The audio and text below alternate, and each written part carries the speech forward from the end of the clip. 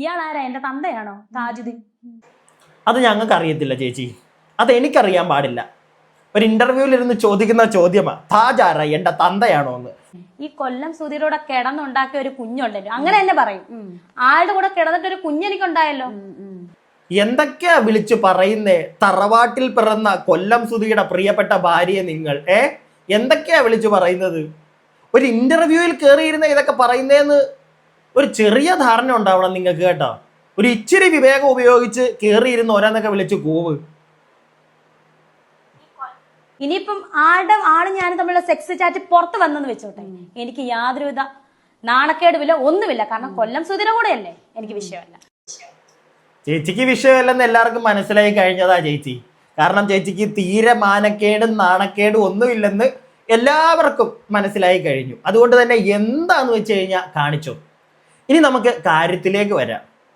പുതിയ ഒരു ഇന്റർവ്യൂ ആണ് നമ്മുടെ രേഷ്മ പി തങ്കച്ചന്റെ, തറവാട്ടിൽ പിറന്ന നല്ല കുടുംബത്തിൽ ജനിച്ച രേഷ്മ പി തങ്കച്ചന്റെ പുതിയ ഇന്റർവ്യൂ. ഇതിൽ ഒരുപാട് കാര്യങ്ങൾ രേഷ്മ പി തങ്കച്ചൻ പറയുന്നുണ്ട്. പ്രത്യേകിച്ച് ഈ കഴിഞ്ഞ ദിവസങ്ങളായിട്ട് നമ്മൾ കാണുന്നുണ്ട്, സുധിയുടെ വേറെ ഒരു ഭാര്യ എന്ന് പറയുന്ന ഒരു വ്യക്തി വന്നിട്ട്, ഭാര്യ ആയിരുന്ന ഒരു വ്യക്തി വന്നിട്ട് കുറച്ച് കാര്യങ്ങൾ ഒക്കെ സമൂഹത്തിന്റെ മുമ്പിൽ പറയുന്നത് നമ്മൾ എല്ലാവരും കേട്ടതാണ്. ഞാനും എടുത്ത് റിയാക്ട് ചെയ്തതാണ്. എൻ്റെ കഴിഞ്ഞ വീഡിയോ അടിയിൽ അവർ വന്ന് കുറച്ച് കമന്റും ഒക്കെ ഇട്ടിട്ടുണ്ടായിരുന്നു. അതിലെ 1-2 കമന്റ് ഒക്കെ അവർ ഇട്ടു, ഡിലീറ്റ് ചെയ്ത് കളഞ്ഞു. അതിനുശേഷം ഞാൻ എന്തിനാണ് ചേച്ചി ഡിലീറ്റ് ചെയ്തതെന്ന് ചോദിച്ചപ്പോഴത്തേക്ക് എന്താണ് സ്പെല്ലിംഗ് മിസ്റ്റേക്ക് ഉണ്ട് മോനെ, അതുകൊണ്ടാണ് ഡിലീറ്റ് ചെയ്തതെന്ന് പറഞ്ഞു. അതിനുശേഷം ആ ഇട്ടതും ഡിലീറ്റ് ചെയ്ത് കളയുന്നതൊക്കെ ഞാൻ കണ്ടു. എന്തായാലും ഈ ഒരു കുറച്ച് കോൺവെർസേഷൻസ് കഴിഞ്ഞപ്പോഴത്തേക്ക് ഞാൻ ഒന്ന് സ്ക്രീൻ റെക്കോർഡ് ചെയ്ത് വെച്ചിട്ടുണ്ട് അതൊക്കെ. പക്ഷേ ഒരുപാടൊന്നും കമന്റ് ഇല്ല കേട്ടോ. ഞാൻ റിപ്ലൈ കൊടുക്കുന്നതൊക്കെ കിടപ്പുണ്ട്. ഇവർ മിക്ക കമന്റും ഡിലീറ്റ് ചെയ്ത് കളഞ്ഞു. പിന്നെ തെളിവുകൾ ഒരുപാടൊന്നും ഇല്ലാത്തതുകൊണ്ട് ഞാൻ ആരെയും അടിച്ചേൽപ്പിക്കുന്നില്ല. അങ്ങനെ തന്നെ സംഭവിച്ചേ എന്നൊന്നും ഞാൻ പറയുന്നില്ല. പക്ഷെ ഞാൻ കണ്ട കാര്യം അത് അങ്ങനെ ആടേ, അതെനിക്ക് പറയാമല്ലോ. എന്താണെങ്കിലും കുറച്ച് കമന്റൊക്കെ അവിടെ കിട്ടിയിട്ടുണ്ട്. അപ്പോൾ ഞാൻ ചോദിച്ച ആ ഒരു ലേഡി പല കാര്യങ്ങളും പറയുമ്പോൾ നമുക്ക് സംശയങ്ങൾ തോന്നുന്നുണ്ട്, ഇല്ല എന്നൊന്നും പറയുന്നില്ല. രേഷ്മ പി തങ്കച്ചനോട് ഒരു കാരണവശാലും നമുക്ക് യോജിക്കാൻ പറ്റത്തില്ല. അവർ പറയുന്ന പല കാര്യങ്ങളോടും നമുക്ക് യോജിക്കാൻ പറ്റത്തില്ല. വിമർശിക്കുക തന്നെ ചെയ്യും, ചോദ്യങ്ങൾ ചോദിക്കുക തന്നെ ചെയ്യും. പക്ഷേ കിട്ടിയ ഗ്യാപ്പിൽ ആപ്പ് വെക്കാൻ വരിക എന്ന് പറയുന്ന ഒരു സംഗതി നമ്മൾ കേൾക്കാറുണ്ടല്ലോ. എനിക്ക് അങ്ങനെയാണ്, എൻ്റെ മാത്രം അഭിപ്രായമാണ് ഇത്. എനിക്ക് അങ്ങനെ തോന്നി. കുറെ കാര്യങ്ങൾ കാണുമ്പോൾ എനിക്ക് അങ്ങനെ തോന്നിയത് എനിക്ക് പറയാലോ. ഞാനിവിടെ ആരെയും കരിവാരിത്തേക്കാനോ ആക്ഷേപിക്കാനോ ഒന്നുമില്ല. എനിക്ക് കുറച്ച് കാര്യങ്ങൾ തോന്നി, കണ്ടപ്പോഴത്തേക്ക് ഇങ്ങനെയുള്ള സംശയങ്ങൾ തോന്നിയടേ. അപ്പൊ എന്താണെങ്കിലും അതിലേക്കൊക്കെ വരാം. അപ്പൊ ആ ഒരു ലേഡിയെ പേരെടുത്ത് പറയുന്നില്ല രേണു സുധി ഈ ഒരു ഇന്റർവ്യൂവിലും ആ ലേഡിയുടെ. എന്നാൽ അവരുമായി ബന്ധപ്പെട്ട കുറച്ച് ചോദ്യങ്ങൾ ഈ ഒരു ആങ്കർ ചോദിക്കുമ്പോൾ അതിനുള്ള മറുപടി കൊടുക്കുന്നുണ്ട്. പിന്നെ നമ്മുടെ താജുവിനും ഒക്കെ ഇട്ട് ചെറിയ സാധനങ്ങൾ രേഷ്മ പി തങ്കച്ചൻ കൊടുക്കുന്നുണ്ട്. നമുക്ക് അതൊക്കെ അങ്ങോട്ട് കണ്ടു തുടങ്ങാം, എന്നിട്ട് ബാക്കി കാര്യങ്ങൾ സംസാരിക്കാം. ആ ഒരു പ്രൊവോക്കേഷൻ അല്ലെങ്കിൽ ഇപ്പൊ വന്നിട്ട് രേണുസൂതി എന്ന് പറയുന്ന വ്യക്തി ഈ ഒരു സ്ത്രീയെ പറ്റിയിട്ട് മോശമായ രീതിയിൽ വെറുതെ അനാവശ്യമായിട്ട് വലിച്ചിട്ടുണ്ട് ഭാഗമായിട്ട് ഞാൻ വലിച്ചിട്ട് വന്ന് സംസാരിക്കുന്നത്. ഞാൻ ആ പേര് പോലും അങ്ങ് പറഞ്ഞിട്ടില്ല. പിന്നെ ഞാൻ എങ്ങനെയാണ് മോശമായി? എന്റെ പേരാണ്, എന്റെ സെക്സ് ചാറ്റ് എന്നൊക്കെയാണ് പറയുന്നത്. അപ്പൊ ഞാനും എതിരായിട്ട് എന്തെങ്കിലും പരാതി കൊടുത്താലോ? എന്റെ പേരാണ് എടുത്ത് പറയുന്നത്. ഓൾറെഡി റിലേഷനിൽ ഇരിക്കുന്ന സമയത്ത് ഇപ്പൊ ഭാര്യയാണെങ്കിലും ഭർത്താവാണെങ്കിലും ഒരു സെക്സ് ചാറ്റ് കൊടുക്കുമ്പോൾ എനിക്കറിയാം അത് തെറ്റാവുമല്ലോ. ഞാൻ ഓൾറെഡി റിലേഷൻ, പുള്ളിയുടെ വൈഫ് ഉള്ളപ്പോ ഞാൻ ഒന്നും ചെയ്തിട്ടില്ലല്ലോ.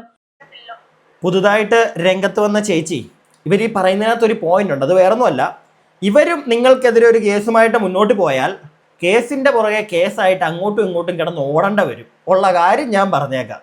അതുകൊണ്ട് വന്ന് കാര്യങ്ങൾ പറയുമ്പോൾ പ്രോപ്പറായിട്ടുള്ള എവിഡൻസുകൾ നിങ്ങളുടെ കയ്യിൽ ഉണ്ടാവണം. ഞാൻ എൻ്റെ കഴിഞ്ഞ വീഡിയോ അടിയിൽ വന്ന് നിങ്ങളിടുന്ന കമൻറ്റ്, നിങ്ങളെ എന്തോ ഇവർ പറഞ്ഞു, അത് നിങ്ങളുടെ ഡാൻസ് പഠിപ്പിക്കുന്ന സ്ഥലത്ത് വെച്ച് അവിടെ കുട്ടികളോടോ അല്ലെങ്കിൽ അവിടെ വരുന്ന പാരൻസിനോടോ എന്തൊക്കെയോ പറഞ്ഞു. ഓക്കെ, നമുക്ക് മനസ്സിലാക്കാം, നിങ്ങളെ ഈ ഒരു സ്ത്രീ പല സ്ഥലത്ത് നാണം കെടുത്തിയിട്ടുണ്ടായിരിക്കും, സമ്മതിക്കുന്നു. നമ്മളെല്ലാവരും നിങ്ങളുടെ കൂടെ നിൽക്കാം. പക്ഷേ കൂടെ നിൽക്കണമെങ്കിൽ ഒരൊറ്റ ചോദ്യമുള്ളൂ ചേച്ചി, എന്തെങ്കിലും ഒരു പ്രൂഫ്, നിങ്ങൾ ഈ പറയുന്നതിനകത്ത് എന്തെങ്കിലും ഒരു തെളിവ് നിങ്ങൾ കാണിക്കണം നിങ്ങളുടെ ഭാഗത്തു നിന്ന്. അറ്റ്ലീസ്റ്റ് നിങ്ങളെ ഇങ്ങനെ മോശമായി ഇവർ ആരോടൊക്കെയോ പറഞ്ഞു എന്ന് പറയുന്നുണ്ടല്ലോ, അവരിൽ ആരെങ്കിലും ഒരാൾ സമൂഹത്തിന് മുമ്പിൽ വന്ന് പറയണം ചേച്ചി. വളരെ താണ് കേണാണ് ഞാനിത് പറയുന്നത്. ഇനി ഇത് പറയുന്ന ഞാനും നിങ്ങളെ ആക്ഷേപിച്ചു എന്ന് പറയരുത്. ഓക്കെ, കാര്യം മനസ്സിലായിട്ടുണ്ടല്ലോ എന്താ ഞാനിത് പറയുന്നതെന്ന്. ആരെങ്കിലും ഒരാൾ എന്തെങ്കിലും ഒരു തെളിവ് വേണം. നിങ്ങൾ കല്യാണം കഴിച്ചു, അതിനുശേഷം ഡൈവേഴ്സ് ചെയ്തു, ഇതൊക്കെ ഈ ഒരു സ്ത്രീ പറയുന്നുണ്ട്. രേണുവിനെ ഇവിടെ സപ്പോർട്ട് ചെയ്യുമല്ല, ആരും അങ്ങനെ വിചാരിക്കുകയും വേണ്ട. പക്ഷേ കുറച്ച് കാര്യങ്ങൾ ചോദിക്കണോടും, അതാണ് ഞാൻ ഈ ചോദിക്കുന്നത്.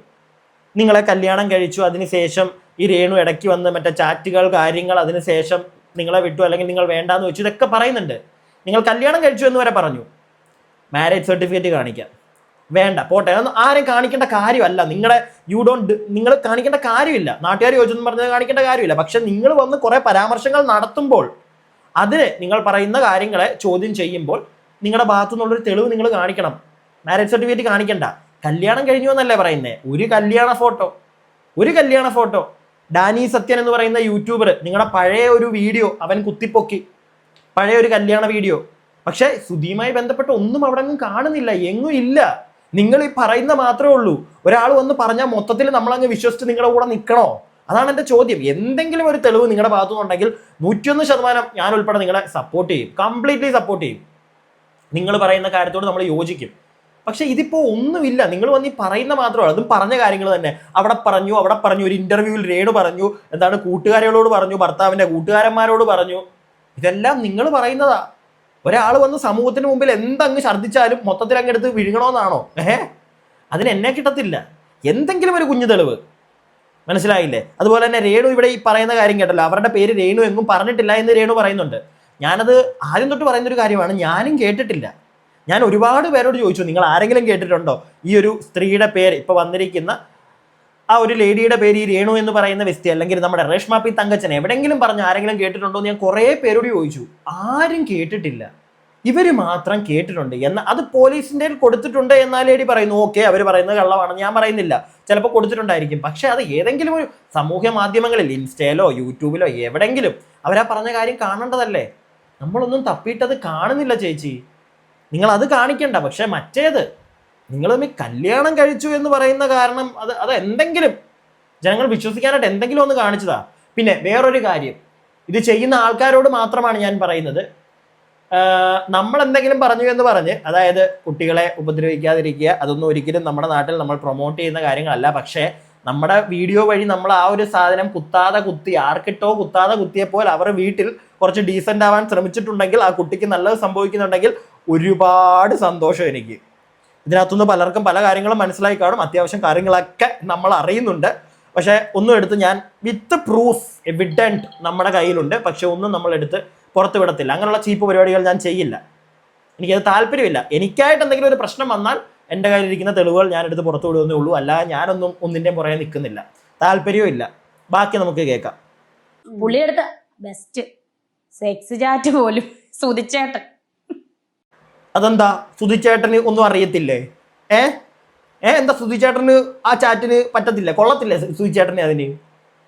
അല്ല ചിരിക്കുന്നു. അയ്യോ പിന്നെ സുധിച്ചേട്ടൻ എന്താ, മനുഷ്യവികാരമാണ്, അതൊക്കെ ഉണ്ടാവും. രണ്ടുപേർ തമ്മിലുള്ള പേഴ്സണൽ കാര്യങ്ങളാണ് അത്, മനസ്സിലായില്ലേ? അതിനോടൊക്കെ ഓക്കെ, എനിക്ക് അതിനകത്തൊന്നും പറയാനില്ലേ. പക്ഷേ ഞാനിവിടെ ചോദിക്കുന്നൊരു ചോദ്യം, വേറൊരാൾ ഇപ്പം ഞാൻ എൻ്റെ ഭാര്യയുമായി നിൽക്കുമ്പോൾ ആ ഭാര്യയുമായിട്ട് ഞങ്ങൾ അത്ര നല്ല രസത്തിലല്ല എങ്കിൽ ഞാൻ വേണമെങ്കിൽ പുറത്ത് വേറൊരാളുമായിട്ട് പോകുന്നത് ഓക്കെ വെച്ചോ, ഞാനങ്ങനെ പോവെന്നല്ലേ പറയുന്നത്. ഒരു എക്സാമ്പിൾ പറഞ്ഞു, ഇവരുടെ ഒരു കേസ് വേണ്ട, ഇവരുടെ തലയെ വെച്ച് പറഞ്ഞു കഴിഞ്ഞാൽ നമ്മൾ വിടും, എൻ്റെ അഞ്ചത്ത് തന്നെ വെച്ചങ്ങ് പറഞ്ഞേക്കാം. പക്ഷേ ഞാൻ എൻ്റെ ഭാര്യയുമായി നല്ല സ്നേഹത്തിൽ നിൽക്കുമ്പോൾ, നല്ല സ്നേഹത്തിൽ നല്ലൊരു കുടുംബജീവിതമായിട്ട് പോകുമ്പോൾ അപ്പുറത്തുനിന്ന് വേറൊരാൾ കയറി വരുന്നു, അയാളോട് ഞാൻ വഴിവിട്ട ഒരു സാധനം അടിച്ചുകൊണ്ട് പോവുകയാണെങ്കിൽ അതിനെ ഞാൻ അങ്ങോട്ട് പ്രൊമോട്ട് ചെയ്യത്തില്ല. ഓക്കെ, ബാക്കി. അപ്പൊ പുള്ളിയുടെ വൈഫ് എന്ന് പറയുമ്പോ അവിടെ അഗെയിൻ കൺഫ്യൂഷൻ വരുന്നത്, ഇപ്പൊ ആദ്യം കല്യാണം കഴിച്ച സ്ത്രീ സൂസൈഡ് ചെയ്തു, അങ്ങനെ രീതിയിലാണ് ആ ഒരു 5 വർഷമായതേ ഉള്ളൂ. അപ്പോ അത് കഴിഞ്ഞ് ഇതിന്റെ ഇടയിൽ എപ്പോഴാണ് ഞാൻ വന്നപ്പോൾ സുധിച്ചേട്ടന്റെ ഒരു മോനെ ഉള്ളായിരുന്നു, സൂചേട്ടനും ഉണ്ടായിരുന്നു, വീട്ടുകാർക്കും അറിയാം. ഞാൻ ഏതായാലും ഒരു ഭാര്യയുള്ള നിയമപരമായിട്ട് ഒരു ഭാര്യ ഉണ്ടെങ്കിൽ ഞാൻ എന്നെ കെട്ടാൻ പറ്റുമോ? ഡിവോഴ്സ് അതിന് ശേഷം കെട്ടാം, ഡിവോഴ്സ് ആയതിനു ശേഷം കെട്ടാം, ഓക്കെ. പക്ഷേ നമുക്കിതിനകത്ത് സത്യാവസ്ഥ അറിയത്തില്ല കേട്ടോ. ചിലപ്പോൾ ഈ ഇപ്പം പുതുതായിട്ട് വന്നിരിക്കുന്ന ആ ഒരു ലേഡി പറയുന്നതിനകത്തൊക്കെ സത്യങ്ങൾ കാണും. പക്ഷെ എന്തുകൊണ്ട് അവരുടെ പ്രൂഫ് ഒന്നും ഇല്ല എന്ന് എനിക്ക് മനസ്സിലാവുന്നില്ല. എന്തെങ്കിലും അങ്ങനെയാണെങ്കിൽ എല്ലാവരും അവരെ സപ്പോർട്ട് ചെയ്തോ, അല്ലെങ്കിൽ അവർക്ക് പോലീസ് കേസായിട്ടൊക്കെ പോകാം. ഇത് കേസായിട്ട് പോകുമ്പോൾ പോലും അവരുടെ തെളിവില്ലെങ്കിൽ, ആ സ്ത്രീ ഇത് കാണുന്നുണ്ടെങ്കിൽ, ചേച്ചി നിങ്ങളുടെ ഒരു തെളിവും ഇല്ലെങ്കിൽ നിങ്ങൾ തന്നെ പെടും. അത് നിങ്ങൾ മനസ്സിലാക്കിക്കൊള്ളുക. എന്തെങ്കിലുമൊക്കെ പ്രൂഫ് ഉണ്ടാവത്തില്ലേ? പിന്നെ ഇവർ ഈ പറയുന്നത് പോലെ സുധിച്ചേട്ടൻ ഇവരുടെ അടുക്കിലോട്ട് വരുമ്പോൾ വേറെ ആരും ഇല്ലായിരുന്നു സുധിച്ചേട്ടൻ്റെ കൂടെ എന്നൊക്കെയാണ് ഇവർ പറയുന്നത്. നമുക്കറിയത്തില്ല കേട്ടോ, നമുക്കറിയാത്ത കാര്യം. ആ മനുഷ്യൻ ഇപ്പം കുഴിക്കടിയില്ല, ചിലപ്പോൾ ഇവരുടെ ഈ കോലാഹലങ്ങൾ കാരണം എണീറ്റ് ഓടിക്കാണും എങ്ങോട്ടെങ്കിലും.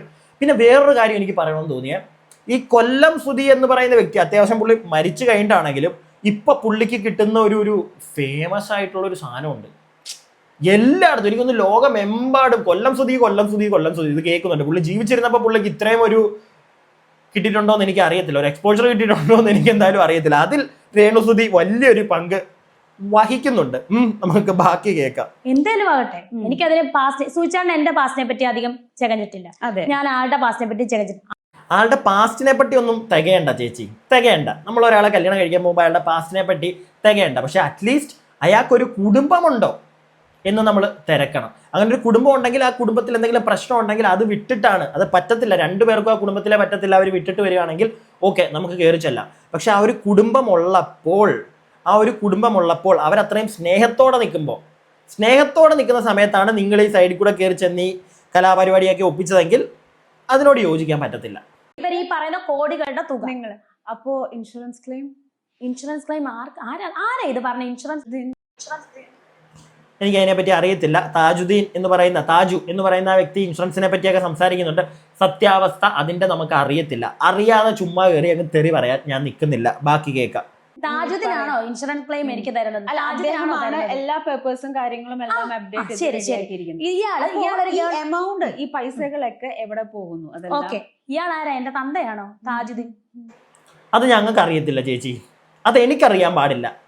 ഒരു ഇന്റർവ്യൂവിൽ ഇരുന്ന് ചോദിക്കുന്ന ചോദ്യമാ, താജ് ആരാ, എന്റെ തന്തയാണോ എന്ന്. നാട്ടുകാരെന്താ പറഞ്ഞു തരണോ താജ് നിങ്ങളുടെ ആരാണെന്ന്? നമുക്കറിയാൻ പാടില്ല. പിന്നെ ഈ പല പേരുകൾ നമ്മളിപ്പോൾ കേൾക്കുന്നുണ്ട്. ഇതെല്ലാം ഈ ഒരു കോൺട്രവേഴ്സികൾ നടക്കുമ്പോഴാണ് പൊങ്ങി വരുന്നത്. അതുകൊണ്ട് തന്നെ ആ പൊങ്ങി വരുന്നത് എല്ലാം ശരിയാണോ എന്നൊന്നും നമുക്ക് പറയാൻ പറ്റത്തില്ല. കാണുമ്പോൾ നമ്മളെല്ലാവരും കല്ലുവലിച്ചെറിയും രേണുസുതിയെ, ഓക്കെ ചെയ്തോളൂ. പക്ഷേ സത്യാവസ്ഥ എന്താണെന്ന് നമുക്ക് പ്രോപ്പറായിട്ട് അറിയത്തില്ല. അതെല്ലാവരും ഒന്ന് മനസ്സിലാക്കണം. ബാക്കി അല്ലല്ലോ, താജുദ്ദീൻ തന്തയൊന്നുമല്ല. ഇനിയൊരു കാര്യം, ഇയാളെ എങ്ങനെ ഇതൊക്കെ ബോധിപ്പിക്കേണ്ടത്? പിന്നെ ഇൻഷുറൻസ് ക്ലെയിം എവിടെ കിട്ടി? നമുക്കറിയത്തില്ല. ഇൻഷുറൻസ് ക്ലെയിം അദ്ദേഹം പറയുന്നു അദ്ദേഹം അതിന്റെ കാര്യങ്ങളൊക്കെ ശരിയാക്കിയിട്ടുണ്ടെന്ന്. ഓക്കെ, അത് നമ്മളും കേട്ടതാണ്. പക്ഷെ രേണുവിന്റെ ഈ ചോദ്യത്തിൽ അത്ര ബോൾഡായിട്ടൊന്നും ചോദിക്കുമ്പോൾ കിട്ടിയിട്ടുണ്ടോ എന്നുള്ളൊരു സംശയം എനിക്കും ഉണ്ട്. മനസ്സിലായില്ലേ? പക്ഷെ അത് കിട്ടിയെന്നുള്ളതിനെ പറ്റി പുള്ളി അങ്ങനെ പറഞ്ഞോ? പുള്ളി ആ ഒരു ഇൻഷുറൻസിനെ പറ്റിയൊക്കെ സംസാരിക്കുന്നുണ്ടായിരുന്നു. അതില്ല എന്നൊന്നും ഞാൻ പറയുന്നില്ല. പുള്ളി അങ്ങനെ ഒരുപാട് കാര്യങ്ങൾ പറയുന്നുണ്ട്. പിന്നെ കുറേ കാര്യങ്ങൾ നമുക്ക് പറയാൻ പറ്റത്തില്ല, അതാണ് പ്രശ്നം. ഇല്ലെങ്കിൽ ഞാൻ നിങ്ങളോട് പേഴ്സണലായിട്ട്, കാരണം എൻ്റെ തെളിവില്ല, പല ആളുകളും പറഞ്ഞു കേട്ടത് മാത്രമേ ഉള്ളൂ. എൻ്റെ കയ്യിൽ ഒരു തെളിവുണ്ടെങ്കിൽ ഉറപ്പായിട്ടും എനിക്ക് നിങ്ങളോട് വീണ്ടും കുറേ കാര്യങ്ങൾ പറയാനുണ്ടായിരുന്നു. ഞാനത് പറയുന്നില്ല. അതാണ് പലതും ഞാൻ മിണ്ടാതിരിക്കുന്നത്. നമുക്ക് ബാക്കി കേൾക്കാം. എന്നെങ്കിലും ഒരു ദിവസം പ്രോപ്പറായിട്ടൊരു ഡേ വരുമ്പോൾ അത് പറയേണ്ട വന്നാൽ ഉറപ്പായിട്ടും കുറേ കാര്യങ്ങൾ ഞാൻ നിങ്ങളെ അറിയിക്കാം. ബാക്കി ഇയാൾ എന്തിനാണ് എന്നെ ആവശ്യമില്ലാത്ത പറയുന്നത്? സുധിച്ചേട്ടനെ പറയുന്നു, മരിച്ചുപോയ സുധിച്ചേട്ടനെ പറയുന്നു, മൂത്ത മകനെ പറയുന്നു. ഇയാൾക്ക് എന്താ അവകാശം? ഇയാളെ പറ്റി ഒരാൾ എന്നോട് വിളിച്ച് പറഞ്ഞ എന്നാന്നറിയോ? ഒരു സാറ് എന്നെ വിളിച്ച് പറഞ്ഞത് എന്താണെന്നറിയോ? ഇയാൾ കള്ളത്തരം പറഞ്ഞ ആ ജോലിയിൽ കയറിയെന്നാണ്. എനിക്കതിനെപ്പറ്റി ഡീറ്റെയിൽ ഒന്നും അറിയില്ല ദേവു. എന്നെ പറ്റി അനാവശ്യം പറഞ്ഞുകൊണ്ടാണ് ഞാനിത് വെളിപ്പെടുത്തുന്നത്. തേത്തിയെപ്പറ്റി അനാവശ്യം പറയാനുള്ള സാഹചര്യം തേത്തി തന്നെയാണ് ഉണ്ടാക്കി തരുന്നത്. മനസ്സിലായില്ലേ? ഇവിടെ ആരും നിങ്ങളെ മനഃപൂർവ്വം കരിവാരി തേക്കണോ, തേച്ചിട്ട് എന്ത് കിട്ടാനാണ് രേഷ്മ പി തങ്കച്ച നാട്ടുകാർക്ക്? നിങ്ങളായിട്ട് തന്നെ പലതും വന്നിരുന്ന് വിളിച്ചു കൂവി പല പരിപാടികൾ കാണിക്കുമ്പോഴാണ് എല്ലാവർക്കും ദേഷ്യം വരുന്നത്. മനസ്സിലായി? ഇപ്പൊ ആ വീടിന്റെ കേസാണെങ്കിൽ പോലും അത് നിയമപരമായിട്ട് നിങ്ങൾക്ക് ഹാൻഡിൽ ചെയ്യായിരുന്നു. ഇനിയിപ്പോൾ അവരാരും നിങ്ങൾക്ക് വേണ്ടി ഒന്നും ചെയ്തു തരുന്നില്ല. അവരോട് ചെയ്തു തരാൻ പറയുന്നത് തന്നെ, വീട് വെച്ച് വന്നിട്ട് അവർ പോയി, പിന്നെ ഇനി അതിന്റെ പുറകെ അവരുടെ പുറകെ തൂങ്ങിക്കടിച്ച് കിടക്കുന്ന തന്നെ അത്ര നല്ല കാര്യമല്ല. ഇനിയിപ്പോൾ അവരെ വിളിച്ചു, അവരൊന്നും ചെയ്തു തരുന്നില്ലെങ്കിൽ നിയമപരമായിട്ട് പോവാം. അവിടെയും നടക്കുന്നില്ലെങ്കിൽ മാത്രം സോഷ്യൽ മീഡിയയിൽ പറയാം. ഇത് എന്തുണ്ടെങ്കിലും വന്ന് അങ്ങ് ഛർദ്ദിക്കും ഇവിടെ. എന്നിട്ട് പിന്നെ നാട്ടുകാർ അവത്തെ എടുത്തിട്ട് ചൊറിഞ്ഞാൽ മാത്രം വലിയ പ്രശ്നം. ബാക്കി ഈ താജുദ്ദീൻ എന്ന് പറഞ്ഞ ആൾ എന്തുവാ കാണിക്കുന്നത്? തോണ്ടി പിടിക്കാൻ ഞാൻ ചെന്നോ? അതിന് അദ്ദേഹം വ്യക്തമായിട്ട് പറയുന്നുണ്ടല്ലോ, അത്രയും സപ്പോർട്ട് എന്ത് സപ്പോർട്ട്? അതേപോലെ പറയുന്ന കാര്യമുണ്ട്. അപ്പൊ ഞാൻ എന്താണ് അയാളെ ചെയ്തത്? രേണു അല്ല, രേണുവിന്റെ പപ്പ പറയുന്നുണ്ട്. സാർ എന്നാണ് വിളിച്ചിരുന്നത് രേണുവിന്റെ പപ്പ. പക്ഷെ ഇപ്പൊ താൻ പോടോ ആ ഒരു രീതിയിലാണ് ഇത്രയും ഹെൽപ്പ് ചെയ്ത വ്യക്തിയെ എന്ത് ഹെൽപ്പ് ചെയ്തത്? അയാള് പറഞ്ഞു എന്താ പറഞ്ഞ അയാള് മരണ സർട്ടിഫിക്കറ്റ് കാര്യങ്ങളെല്ലാം അത് അയാളുടെ ജോലിയാണ്, ജോലിയുടെ ഭാഗമാണ്. ഹെൽപ്പ് ചെയ്തതൊന്നും അയാളെ തള്ളിക്കളഞ്ഞൊന്നും ഇല്ലല്ലോ.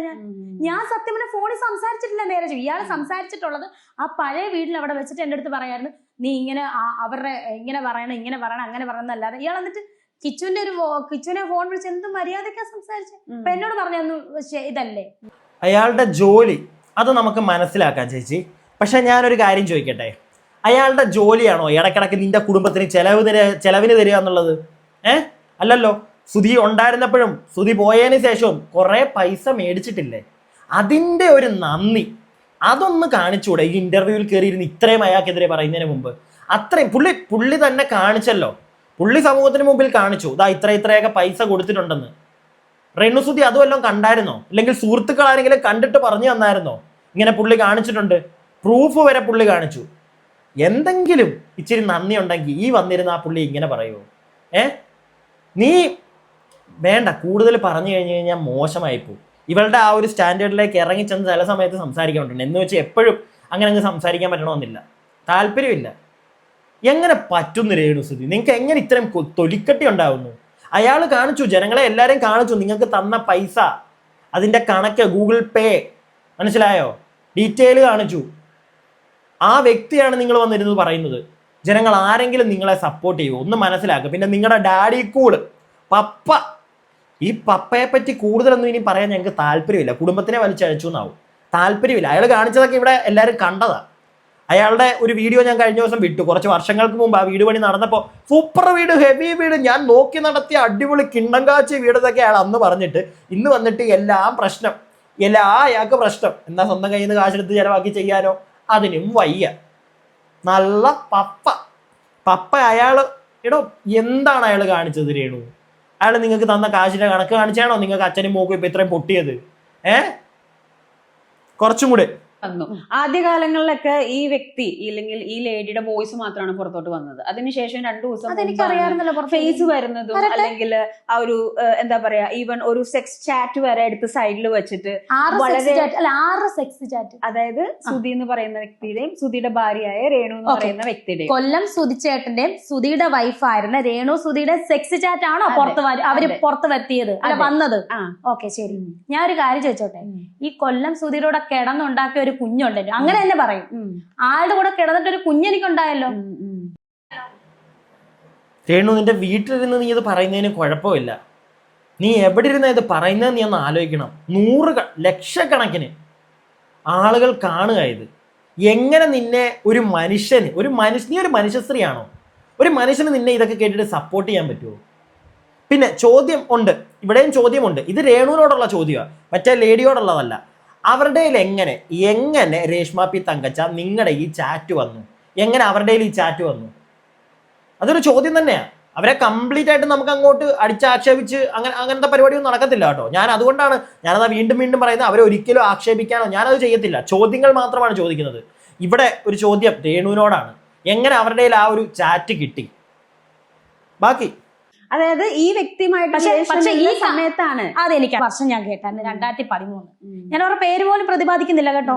എന്ത് വന്നാലും ഞാൻ ഈ ഒരു വ്യക്തി 2013 എന്ന് പറഞ്ഞ ഈ വർഷം എനിക്ക് കൊല്ലം സുധിയെ എനിക്ക് അറിയില്ലായിരുന്നു, സുധിച്ചേട്ടനെ. ഞാൻ 2017 ആദ്യമായിട്ട് സുധിച്ചേട്ടനെ കാണുന്നതും പരിചയപ്പെടുന്നത്. പിന്നെ എങ്ങനെയാണ് ഈ 2013 കണക്ക് പറയുന്നത്?